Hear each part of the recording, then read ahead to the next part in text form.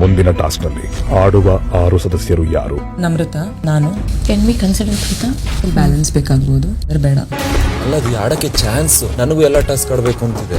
Under pressure you panic ಅಂತ ಅಷ್ಟೇ. ಗಾಬರಿ ಅದ ಎಷ್ಟು ದಿನ ಹೇಳ್ತೀರಣ್ಣ ಪ್ಯಾನಿಕ್ ಆಗ್ತಾರೆ ಗಾಬೇಕು. ಏನ್ ಗೊತ್ತಾ, ನೀವನ್ನ ಡಿಫೆಂಡ್ ಮಾಡ್ಕೊಂಡು ಎಷ್ಟು ಬೇಕಿದ್ರು ಹೇಳ್ಬೋದು, ಬಟ್ ಅಲ್ಲಿ ನೋಡಿದ್ರು ಎಲ್ಲರಿಗೂ ಕಾಣಿಸಿದೆ.